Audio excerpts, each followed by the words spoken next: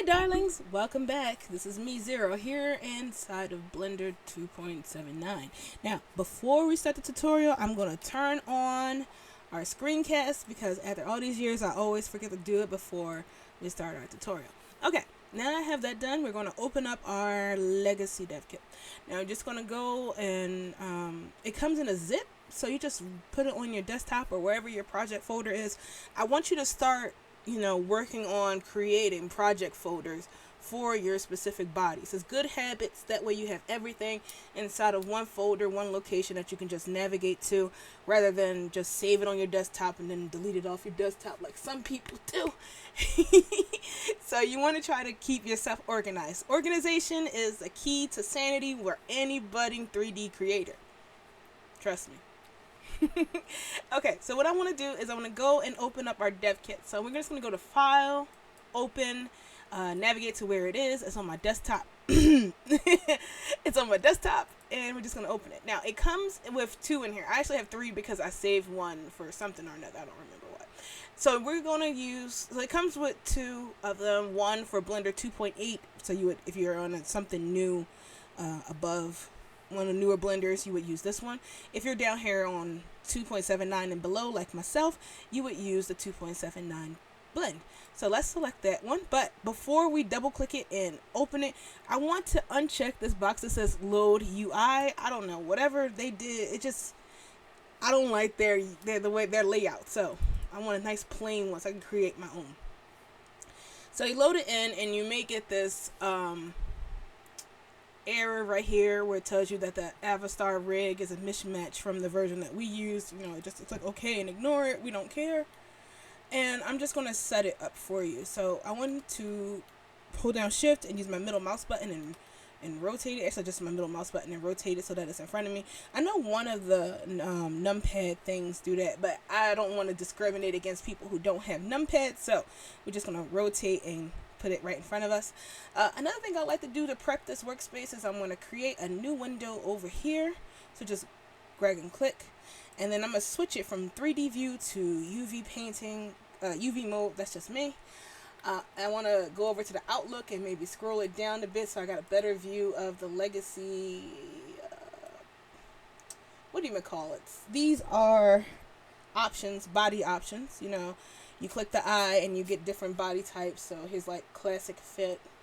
There we go. Make it a little bit bigger. Classic fit, high, first of all, just close all of those bodies. Definitely. We can leave those socks there. So you have classic, perky high. I'm not sure the difference between any of these. Trust me. I just only started using this body. But we're just going to go with classic fit and see that. Another thing I want to do is I don't like the bones and the body being on the same layer because sometimes, I don't know, it gets in the way. So I'm going to click on, let's click on our bones and then press M and then put it down below on that layer. That way we got the bones here and the body. It just makes it a lot easier. Let's just have it. So once we have all of that set up, I'm just going to hit save as, click the plus sign a couple times and then hit OK. That way it's set in my way, the way I like it, and this is just so much simpler. Okie doke. So I'm going to hold down Shift and enable my bones here, and as you can see, they pop up and they are in a classic rigging situation here. You only have the classic bones. If you were to go into pose mode, you can click on them and I'm in edit mode. Okay, if you want to go into pose mode, you see that your bones are green, and this green color means that you are on the animation bones inside of the Avastar system, which is no good because we're going to be rigging, not doing animation, right? So we need to switch these bones over to animation bones, which are blue bones. Well, blue and red, but definitely not green. So go over to the, what side is this? This is my left side, but I'm sure in 3D world that's right side. Go over to your screen where your tabs are, and you want to activate your Avastar panel. Hopefully you don't have as many panels as I do, but you'll see Avastar, and then you want to go into settings, and then I like to just click experimental so that way we have everything activated. And then once we have that highlighted, we're going to select skin and weight. And this will turn our body from pose mode into that would have been cool if I didn't snap and then it froze. But it's going to turn it from that into blue bones, which are our rigging bones here. Now, of course, we need some classic bones to work with because this obviously has classic weights. If you were to look at weight paint mode, you'll see that, like, okay, where's the weights for the chest and the stomach and things like that? It makes it look like there's no weights here. But it's moving, so there's obviously weights here. What's controlling it is the volume bones, or commonly known as the fit mesh bones. So we are going to have to activate those fit mesh bones, right? Because we need the booby weights. So what we need to do is go into rig display and scroll down, and you'll see here where it says deform bone groups, which is rigging stuff, and they have volume. So you're going to click these on, and then you see that we get the red bones or fit mesh bones activated. And when you click on them, you see there goes our booby weights and our arms and our everything else we need that's making the body work what we work with. I think it has hand bones. Oh, that's a hind. I can't see without my glasses. Hands. Yes. So if you were trying to make jewelry or something like that, these are the bones that you'll need. But if you're not working with those, you can actually just disable that to make your rig a little bit lighter. Okay, so we have everything we need activated and done. So I'm going to actually hit, let me go back on object mode because that blue hurts my eyes after a minute. What I'm going to do next is I'm going to hit save and then update our dev kit again so that all of our bones and jazz are activated.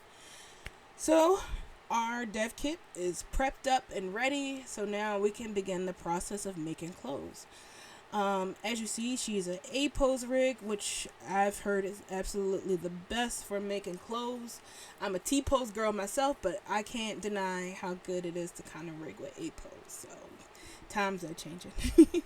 Okay, so let's export this body so that we can use it for Marvelous Designer. It's really simple. All we have to do is just export it as an OBJ and then put her inside of Marvelous.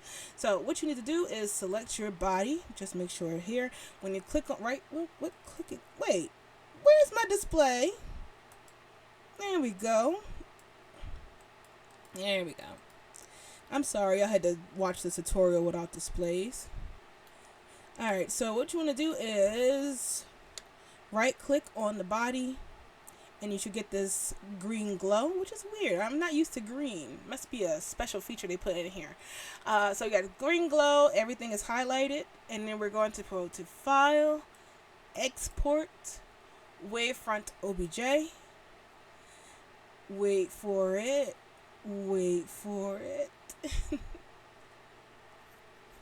And I'm going to do selection only. Make sure that before you export it, you go to selection only. Otherwise, it will export everything inside of the dev kit into one big, lump, and you can't use that lump.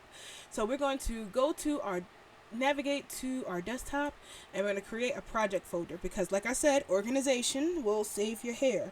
So I'm going to try this as Legacy Tutorial. And look around and see where did that just go. Here we go. Alright, now we're inside of our new folder. We're just going to name this body and then hit export OBJ.